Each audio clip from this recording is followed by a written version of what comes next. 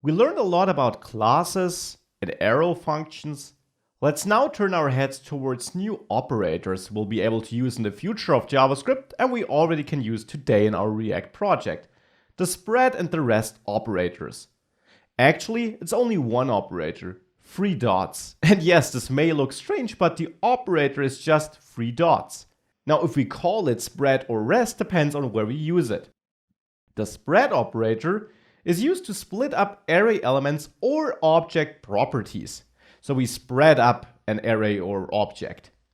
For example, if we have an old array and we want to add all the elements from that old array to a new array and additionally add a 1 and a 2 element, this first syntax would be what we use. 3 dots in front of old array will simply pull out all the elements and add it to the new array, which we create with the squared brackets.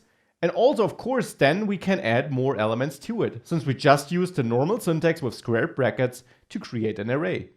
The same for the object. We create a new object with curly braces, with the new prop, but then we also have ... old object to pull out all the properties of the old object and their values, and add them as key value pairs to the new object. As a side note, if the old object also had a new property, it would be overwritten by new prop 5 here. So our own property takes precedence. This is the spread operator. Now, the rest operator is the same operator but used differently. Here it's used to merge a list of function arguments into an array. And this shows us where we use it. We use it in a function argument list. Here's an example. Sort args receives an unlimited amount of arguments. So 1 argument, 2, 3, or whatever. With ... we only write 1 argument, args, but we may actually receive more than 1, and they will all be merged together into an array. So then we can apply array methods to our argument list or do whatever we want to do with our conveniently stored arguments. Let's have a look at both usages on JSBin then. So let's start with the spread operator. I'll create an array of numbers. So 1, 2, 3, add as many as you want. Now I want to create a new array, new numbers. And as you saw, spread is now simply used by adding 3 dots, then the old array numbers, and then potentially, you don't have to do that, new numbers, like 4. And again, that is optional. With that, if I now console log new numbers here, and I hit run, we get 1, 2, 3, 4, the old array with all its elements and the new element. And actually we don't add the old element. If we were to do that without the dots, it would be included as 1 element inside the new element. It really pulled out the old elements, as you can clearly see. So that's the spread operator. And you will see me use this throughout this course a couple of times on both arrays and objects to, for example, conveniently copy arrays or add properties to an object whilst safely copying that old object. Again, I will obviously also always mention why I'm using that operator when I do in the course. Just be aware that it exists. Let's now see the same for objects.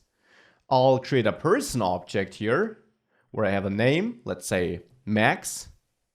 And now I will have a new person object, which is a JavaScript object, a new one, where I first of all use the spread operator on person to copy all the property value pairs of the old object, and potentially, and that's also optional, add a new property. And now if I console log new person, you may ignore this error which is thrown by JSBin. The syntax will be supported in our course project.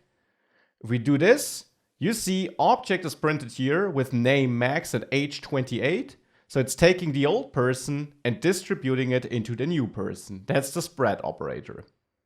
Now the rest operator, which is used less often though, is used in a function.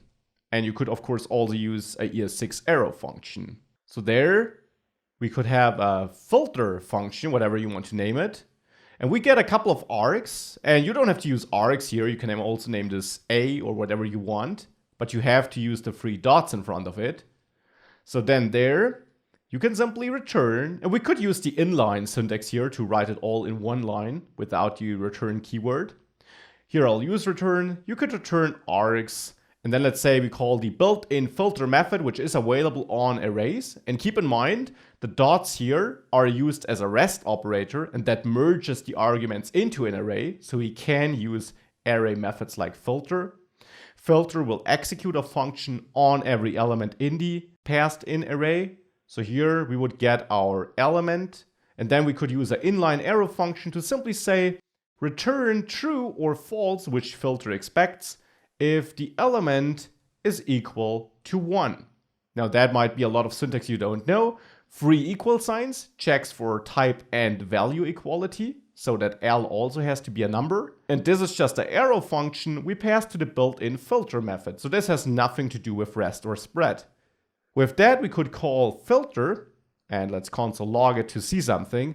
Console log filter, so our filter function here, on let's say 1, 2, 3.